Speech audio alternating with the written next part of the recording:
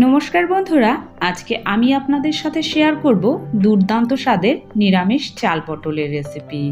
এটি একটি পুরনো দিনের রান্না, যে কোনো নিরামিষের দিনে আপনারা কিন্তু এটা বানিয়ে নিতে পারবেন, খেতে দুর্দান্ত টেস্টি হয়। চলুন তাহলে দেখে নেই। এখানে আমি 9টা পটল নিয়েছি। এবার পটলগুলোকে খোসা ছাড়িয়ে মাঝখান থেকে কেটে ধুয়ে পরিষ্কার করে নিয়েছি।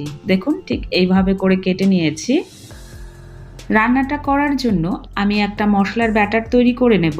একটা বাটিতে দিয়ে দিচ্ছি 1 টিস্পুন ধনে গুঁড়ো, 1 টিস্পুন জিরে গুঁড়ো, 1 টিস্পুন লঙ্কা গুঁড়ো, আর দিচ্ছি 1/2 টিস্পুন হলুদ গুঁড়ো। এখন এর মধ্যে দিয়ে দিচ্ছি সামান্য পরিমাণের জল দিয়ে আমি মশলাটাকে গুলিয়ে নিচ্ছি। এভাবে মশলা রেডি করে নিলে কষানোর সময় কিন্তু খুব সুন্দর হয়। এবার এটাকে একটা সাইডে রেখে দিচ্ছি।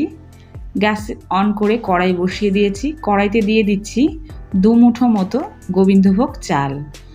আমি এখানে শুকনো খোলায় চালটাকে ভেজে নিচ্ছি। আপনারা চাইলে কিন্তু তেল দিয়েও চালটাকে ভেজে নিতে পারবেন, তবে খুব একটা পার্থক্য হয় না এভাবে ভেজে নিলে। দেখুন, চালটা কিন্তু 1 থেকে 2 মিনিট নাড়াচাড়া করে ভেজে নিয়েছি। এবার চালটাকে নামিয়ে নিচ্ছি। এখন কড়াইতে দিয়ে দিচ্ছি বেশ কিছুটা পরিমাণে সর্ষের তেল। আমি পুরো রান্নাটা সর্ষের তেলেই করব, আপনারা চাইলে কিন্তু এখানে সাদা তেলও ব্যবহার করতে পারবেন। এখন তেলটা গরম হয়ে গিয়েছে। কেটে রাখা পটলের টুকরোগুলো আমি তেলের মধ্যে দিয়ে দিচ্ছি। পটলের টুকরোগুলোকে দেওয়ার পর 3 থেকে 4 মিনিট এভাবে নাড়িয়ে চাড়িয়ে একটু লাল লাল করে পটলগুলোকে ভেজে নিচ্ছি। পটলগুলো এখানে ভাজা হয়ে গিয়েছে।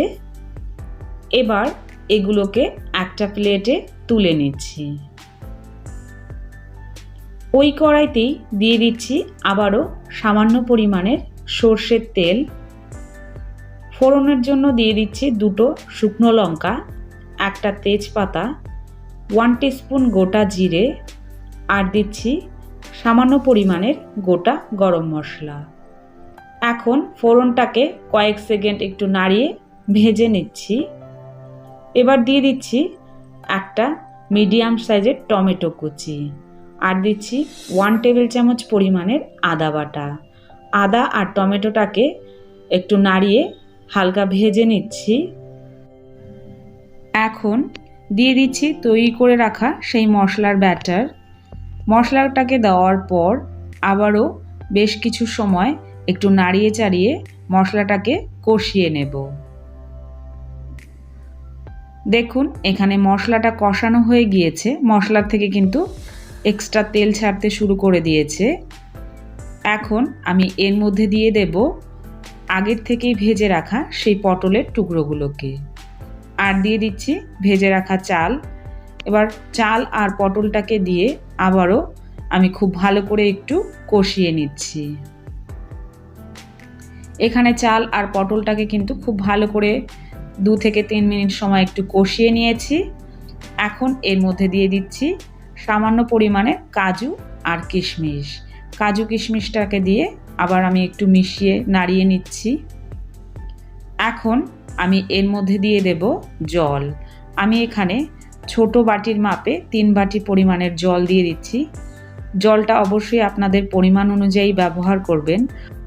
আর এই নিরামিষ চাল পটলের রেসিপিটা কিন্তু একটু শুকনো শুকনোই রান্না করতে হয়, খুব একটা ঝোল করে কিন্তু এটাকে রান্না করা যাবে না। জলটা দিয়ে মিশিয়ে নিচ্ছি। এখন আমি এর মধ্যে দিয়ে দিচ্ছি স্বাদ মতো নুন আর 4টে কাঁচা লঙ্কা। কাঁচা লঙ্কাটাকে আমি একটু ফাটিয়ে নিয়েছি। এবার সব কিছু একটু মিশিয়ে দিচ্ছি। এখন এটাকে ঢাকা দিয়ে 7 মিনিট মিডিয়াম ফ্লেমে রান্না করে নেব। 7 মিনিট পর ঢাকাটা তুলে নিচ্ছি। তারপর এটাকে আমি একটু নাড়িয়ে দিচ্ছি। দেখুন, এখানে কিন্তু ঝোলটা অনেকটাই শুকিয়ে গিয়েছে আর রান্নাটা কিন্তু প্রায়ই হয়ে এসেছে।